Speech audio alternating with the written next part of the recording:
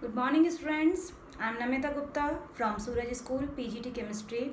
Today, I will discuss a new topic in P block 17 group.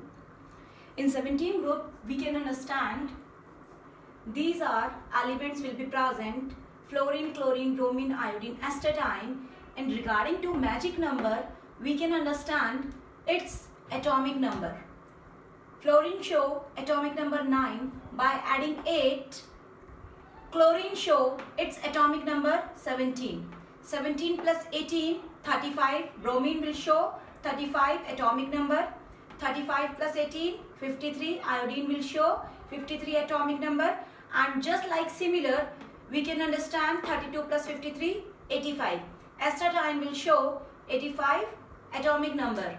And regarding to same pattern, if we will add 32 again, 117 TS will form as a new element in 17 group.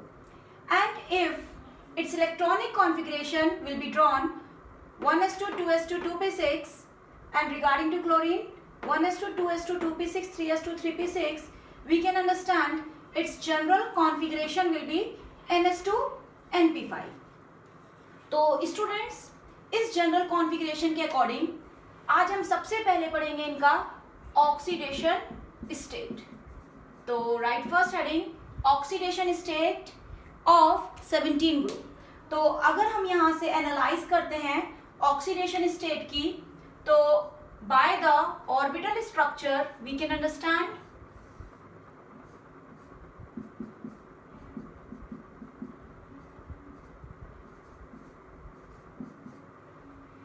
by adding the one electron, np orbital will show fully filled configuration.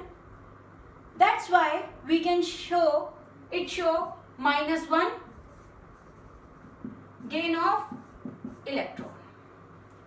तो students, हम ये बात समझ सकते हैं, अगर यहाँ पर ये एक इलेक्ट्रॉन गेन कर ले तो इसका फुल्ली फिल्ड ऑर्बिटल कंप्लीट हो जाएगा, और एक इलेक्ट्रॉन के गेन करने की वजह से इसका ऑक्सीडेशन नंबर -1 हो जाएगा.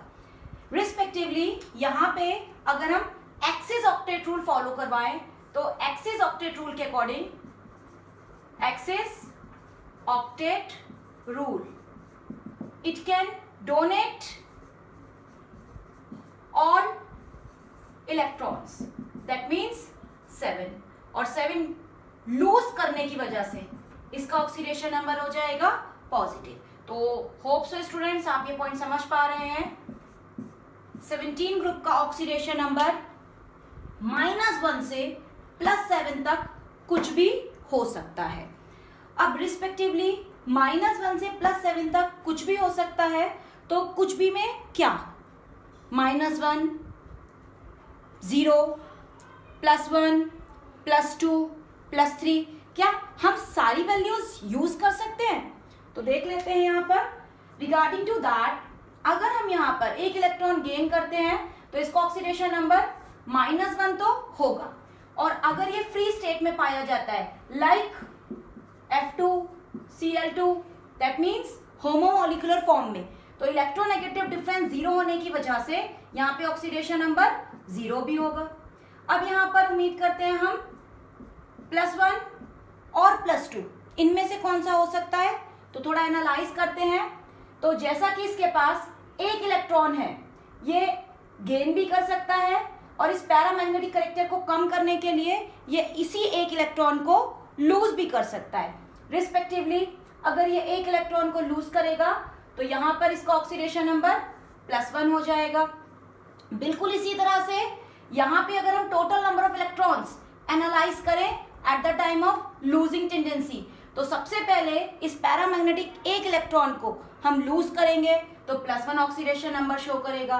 बिल्कुल इसी तरह से अगर हम इसका ये एक इलेक्ट्रॉन भी लूज कर दें, लाइक ये इलेक्ट्रॉन लूज कर दिया, फिर ये इलेक्ट्रॉन लूज कर दिया, फिर ये इलेक्ट्रॉन लूज कर दिया, तो धीरे धीरे हम ये देखेंगे इसका ऑक्सीडेशन नंबर +7 तक कुछ भी आ सकता है. लेकिन हमें ये बात एनालाइज करनी पड़ेगी कि ये हमारा नोट पॉइंट बनेगा. Odd group number always show odd oxidation number. तो आप इस पॉइंट को यहां से एनालाइज भी कर सकते हैं। इसका ग्रुप नंबर 17 ऑड है, इसलिए इसका ऑक्सीडेशन नंबर भी ऑड आएगा रिगार्डिंग टू हुन्स रूल। तो आप ये पॉइंट स्टूडेंट एनालाइज कर रहे हैं, दैट मीन्स इसका ऑक्सीडेशन नंबर -1, 0, +1, +2 नहीं होगा, ये इवन होता है, +3, +4, +4 नहीं होगा, ये भी इवन होता है, +5, +6, +6 भी नहीं होगा, +7। तो दैट मीन्स 17 ग्रुप का ऑक्सीडेशन नंबर स्टूडेंट क्या क्या हो गया, -1, 0, +1, +3, +5, +7। Odd group number always show odd oxidation number. And second point will B size. तो स्टूडेंट्स आप ये पॉइंट समझ सकते हैं, सेकेंड पॉइंट यहां से हम पढ़ने जा रहे हैं साइज। तो रिलेटेड टू एटॉमिक साइज आप ये पॉइंट एनालाइज करिए students. From going top to bottom, from going top to bottom, तो जैसा कि मैंने 16 ग्रुप में आपको बताया था, टॉप टू बॉटम जाने पर इसके 3 फैक्टर्स बढ़ेंगे, एटॉमिक साइज बढ़ेगा। क्यों? Atomic size directly proportional number of shells, तो यहां पर भी नंबर ऑफ शेल्स बढ़ेंगी। Atomic size directly proportional to screening effect, तो यहां पर भी स्क्रीनिंग इफेक्ट बढ़ेगा। Atomic size inversely proportional to nuclear power, तो यहां पर भी nuclear power because of protons बढ़ रहा है, तो हम बोल सकते हैं इन दोनों फैक्टर्स की वजह से साइज बढ़ेगा, इस फैक्टर की वजह से साइज घटेगा, तो ओवरऑल साइज बढ़ना चाहिए। तो हम यहां बोल सकते हैं ग्रुप में टॉप टू बॉटम जाने पर साइज इंक्रीज करेगा। तो होप सो स्टूडेंट ये पॉइंट आप लोगों को क्लियर है कि टॉप टू बॉटम जाने पर एटॉमिक साइज क्यों बढ़ रहा है। Just like 16 same factors consider करे जाएंगे। तो स्टूडेंट यहां से अब हमारा थर्ड पॉइंट आ जाएगा after completion of second point. Third point will B metallic character. तो मेटालिक करेक्टर से पहले यहां हम पढ़ेंगे मेटालिक करेक्टर का ही दूसरा सब्स्टिट्यूएंट, इलेक्ट्रोनेगेटिविटी। तो यहां पे थर्ड हेडिंग डालिए स्टूडेंट्स, इलेक्ट्रॉन नेगेटिविटी।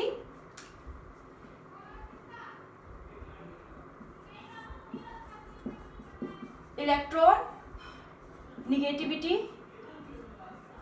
करेक्टर। तो इलेक्ट्रॉन नेगेटिविटी क्या होती है?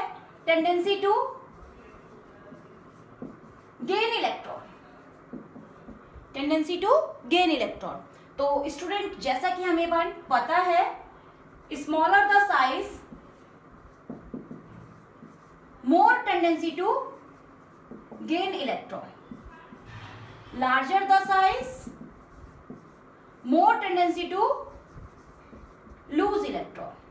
और अगर हम इलेक्ट्रॉन को गेन करेंगे तो टर्म कहलाएगी इलेक्ट्रॉन निगेटिविटी, और अगर हम इलेक्ट्रॉन को लूज करेंगे तो टर्म कहलाएगी इलेक्ट्रो पॉजिटिव करेक्टर।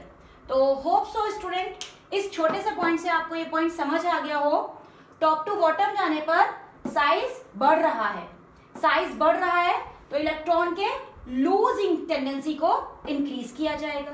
इलेक्ट्रॉन के लूजिंग टेंडेंसी को इंक्रीज किया जाएगा तो इलेक्ट्रोपॉजिटिव करेक्टर बढ़ेगा। तो ये पॉइंट सारे ही ग्रुप्स के लिए एक जैसा है, नॉर्मल है। तो टॉप टू बॉटम जाने पर साइज बढ़ता है, इलेक्ट्रोपॉजिटिव करेक्टर बढ़ता है, और जो भी इलेक्ट्रोपॉजिटिव करेक्टर होगा, जो भी एलिमेंट इलेक्ट्रोपॉजिटिव नेचर शो करेगा, that have tendency to lose electron, उसकी टेंडेंसी इलेक्ट्रॉन को लूज करने की होगी। और अगर वो इलेक्ट्रॉन को लूज करेगा तो इलेक्ट्रॉन को लूज करने की वजह से उसका मेटालिक करेक्टर बढ़ जाएगा।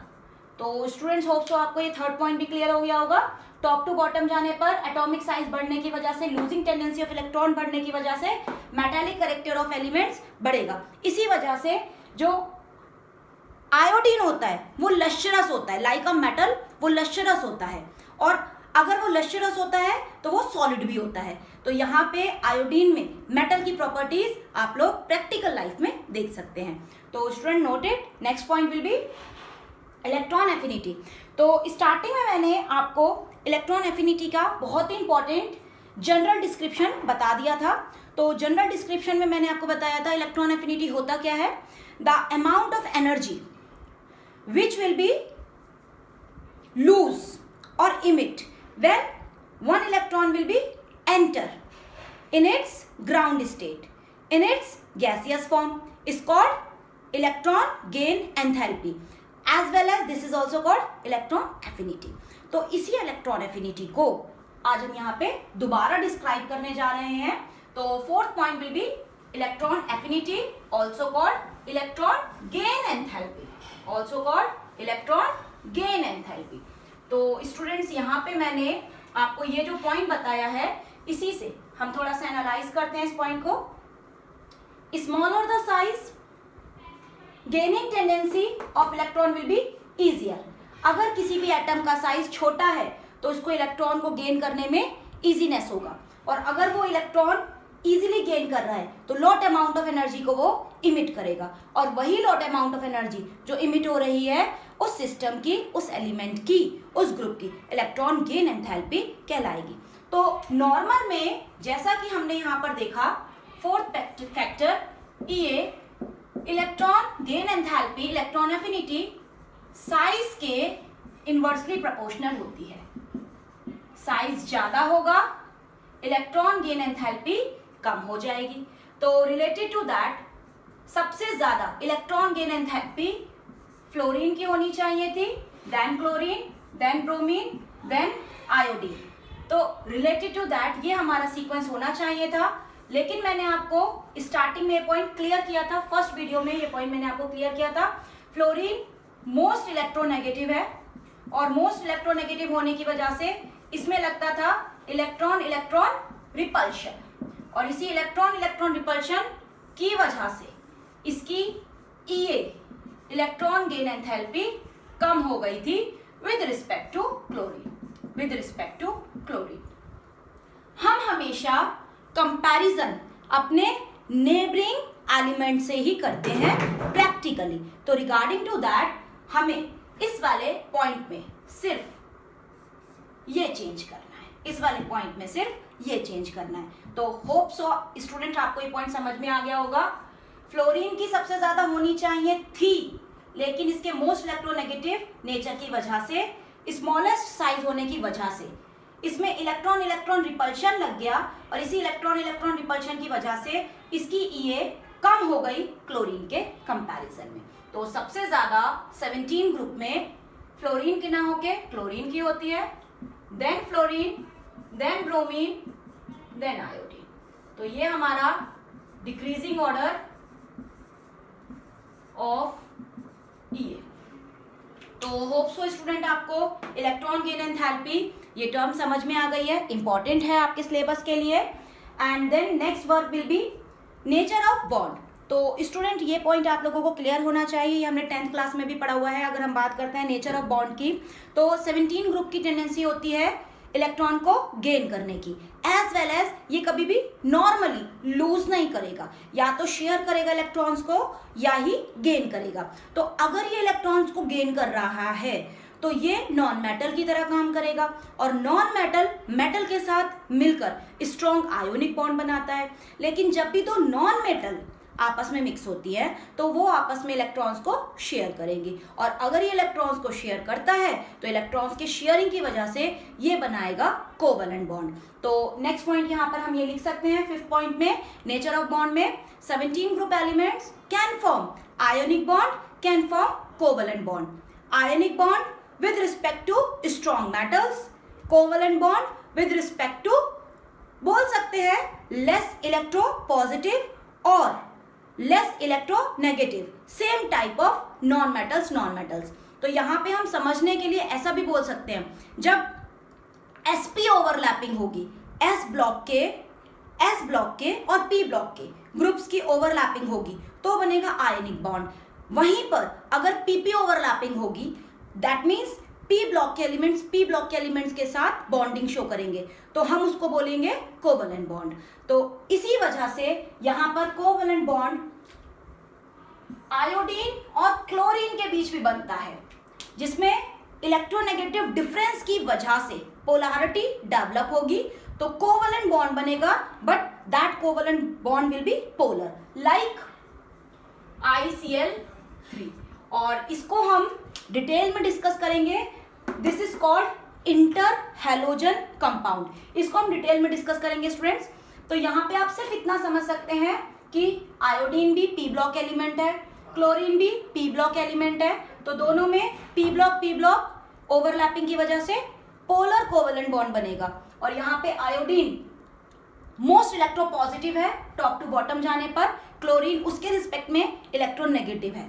तो यहाँ पे इंटर हैलोजन कंपाउंड्स इसीलिए काफी स्टेबल होते हैं अगर सेंट्रल एटम इलेक्ट्रोपॉजिटिव बने, सराउंडेड एटम इलेक्ट्रोनेगेटिव बने।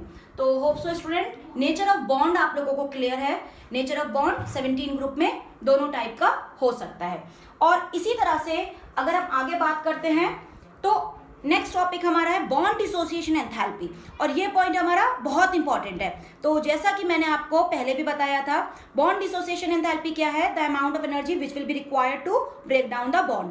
तो अगर कोई भी बॉन्ड बड़ा है, उसकी बॉन्ड लेंथ बड़ी है, तो उसको तोड़ना बहुत आसान है। लेकिन वहीं पर अगर कोई बॉन्ड छोटा है, तो छोटे इलेक्ट्रोनेगेटिव डिफरेंस ज्यादा है या बॉन्ड छोटा है, तो उसमें फोर्स ऑफ अट्रैक्शन बहुत ज्यादा हो जाएगा। और अगर उसमें फोर्स ऑफ अट्रैक्शन बहुत ज्यादा हो जाएगा, तो उस फोर्स ऑफ अट्रैक्शन को तोड़कर उस आयन को डेवलप करना मुश्किल है। तो यहां पे हम बोल सकते हैं, सिंपल सा हमारा पॉइंट आ जाएगा रिलेटेड टू दिस।